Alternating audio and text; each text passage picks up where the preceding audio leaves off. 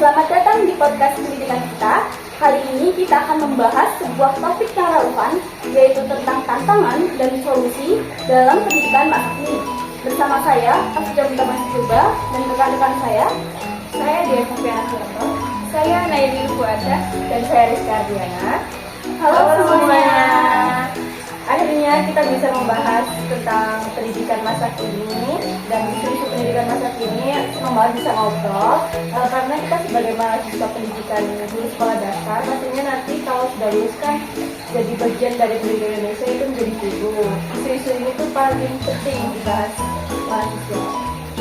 Iya, apalagi dengan berbagai perubahan teknologi dan tantangan baru, sehingga munculnya banyak perspektif yang menarik untuk kita. Benar, apalagi kita sudah pernah merasakan dampak sebagai mahasiswa. Yuk langsung kita mulai saja. Oke, langsung kita mulai. Yang pertama mungkin tantangan dulu ya. Menurut kalian, apa sih tantangan-tantangan yang terjadi dalam pendidikan pada masa kini? Menurutku tantangan terbesar pendidikan masa kini di Indonesia itu ketimpangan akses pendidikan, di mana fasilitas pendidikan di Indonesia itu masih belum merata, terutama tuh di daerah-daerah terpencil.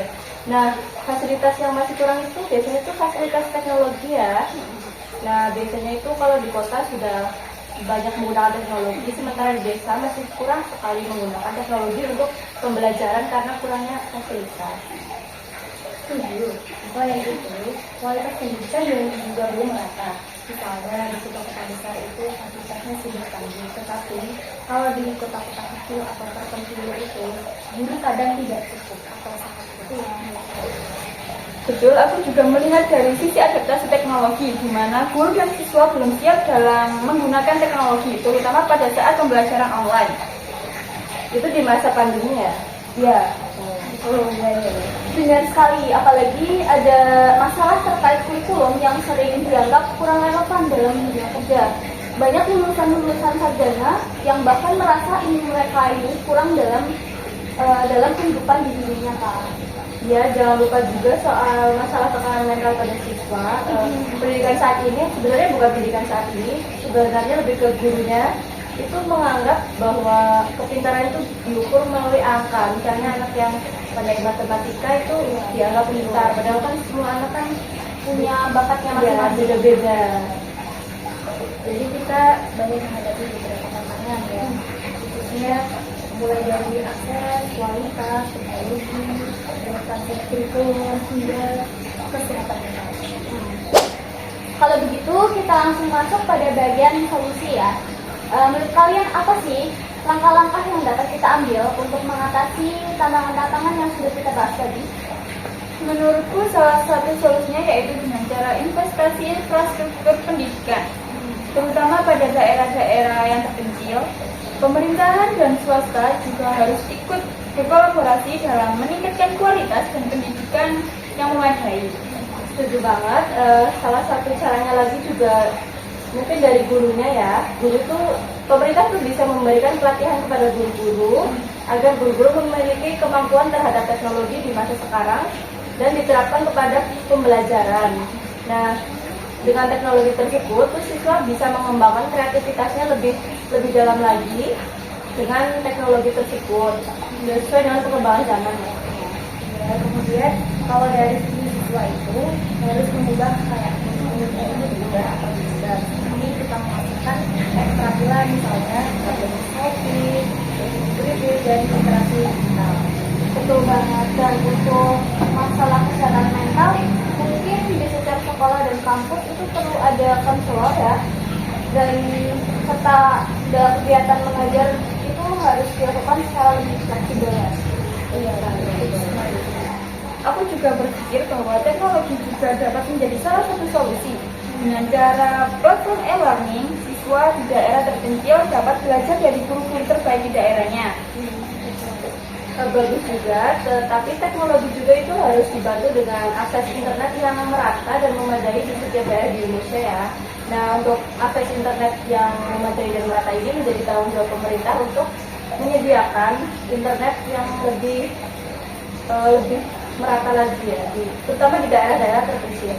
Iya, apalagi sekarang kan banyak Android yang sudah mendukung sinyal 5G kan ya, tapi sedangkan di Indonesia sendiri itu masih banyak daerah-daerah yang belum sampai 4G kan ya sebenarnya. Iya, sangat susah untuk mencari sinyal.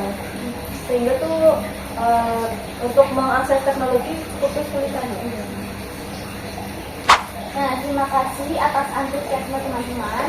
Nah, sedangkan tadi kan kita sudah membahas mengenai solusi ya. Dan kita membahas soal pendidikan ini kan sangat kompleks dan sangat penting.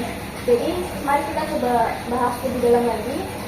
Siapa tahu ada solusi lain yang mungkin dapat kita temukan dan akan membawa kepada perubahan. Nah, kalau tadi kita sudah membahas solusi-solusi secara umum, kita coba elaborasi lebih dalam lagi, misalnya soal teknologi dalam pendidikan. Apakah teman-teman ada ide spesifik lain? Tentu kita bisa mendorong pengembangan aplikasi belajar berbasis lokal. Jadi materi yang diajarkan lebih relevan dengan budaya dan kebutuhan siswa pada daerah-daerah tertentu.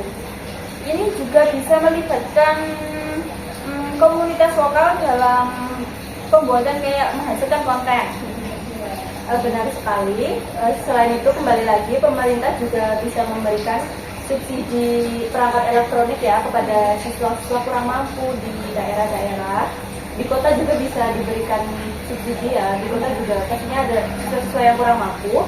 Nah, dengan cara seperti itu kesenjangan sosial teknologi yang dimiliki siswa itu bisa ditekan atau dikurangi secara signifikan. Iya, betul sekali. Dan jangan lupa kita harus menggunakan teknologi yang membutuhkan sistem yang mendukung interaksi langsung seperti kita ada fitur Zoom ya, atau kelas virtual yang memungkinkan siswa tetap merasa terhubung dengan siswa dan guru, sehingga ketika mereka bertemu secara langsung mereka tidak saling. Nah, tadi poin yang cukup menarik ya. Lalu bagaimana dengan masalah kurikulum? Apakah ada langkah konkret lainnya untuk membuatnya lebih relevan? Kalian punya pendapat? Menurut aku, kita bisa bersama dengan industri untuk menyusun kurikulum berbasis kebutuhan kita, misalnya kayak program magang yang lebih terintegrasi dengan pembelajaran di sekolah maupun di kampus. Setuju. Dan untuk bidang-bidang tertentu seperti teknologi atau budaya, kita juga dapat mengundang praktisi profesional untuk berbagi cerita secara langsung kepada siswa-siswa. Aku mau menambahkan, sebaiknya tuh pemerintah tuh melakukan evaluasi kurikulum ya. Jadi pemerintah tuh bisa melakukan evaluasi kurikulum di tahun kemarin tuh bagaimana, kurangnya apa, kelebihannya apa, sehingga diterapkan di kurikulum pada tahun berikutnya. Nah, evaluasi kurikulum ini bisa dilakukan selama 5 tahun sekali, 10 tahun sekali, agar tidak ketinggalan zaman. Nah, itu evaluasi itu bisa juga kita menambahkan penerapan teknologi dalam kurikulum untuk pendidikan, sehingga tidak ketinggalan zaman ya, tapi tidak meninggalkan budaya kita ya, agar tidak terjadi keributan atau malah merugikan siswa dan gurunya ya. Baik, mungkin sekarang kita masuk ke isu kesehatan mental ya. Apa aja sih kira-kira langkah konkret yang dapat kita lakukan untuk mengatasi masalah ini? Mungkin kita dapat mengintegrasikan pendidikan mental ke dalam kurikulum. Ini juga dapat menjadi agenda rutin dalam mengajarkan siswa tentang bagaimana cara mengelola emosi dengan baik. Iya, benar sekali. Selain itu, penting untuk menciptakan lingkungan yang aman. Bukan hanya fokus kepada akademik anak, tetapi kita juga harus memberikan apresiasi atau penghargaan terkait kreativitas dan usaha pada siswa.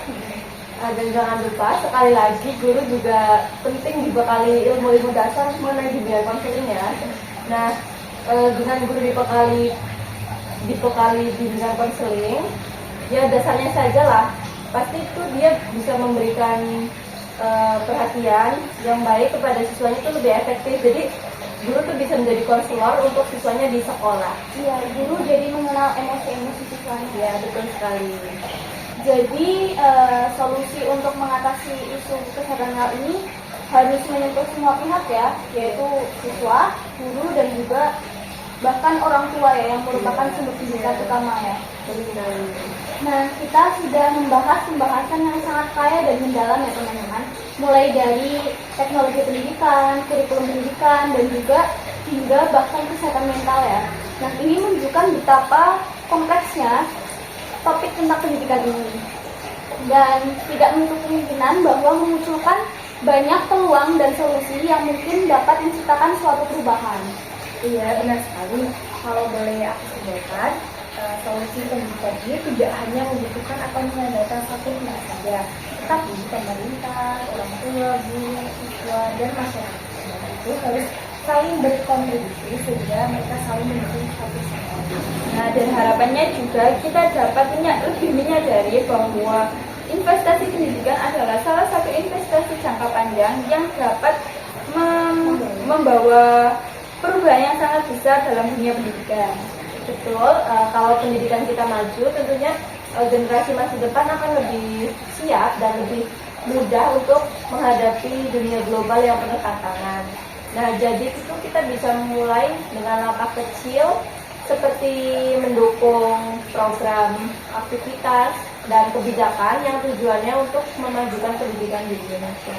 Baik, saat inspiratif sekali ya. Terima kasih untuk insight yang luar biasa dari teman-teman.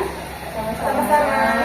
Dan untuk para pendengar, jangan lupa bahwa kita semua memiliki peran penting dalam memajukan pendidikan agar menjadi lebih baik. Sekian dari kami, terima kasih. Dadah. Dadah.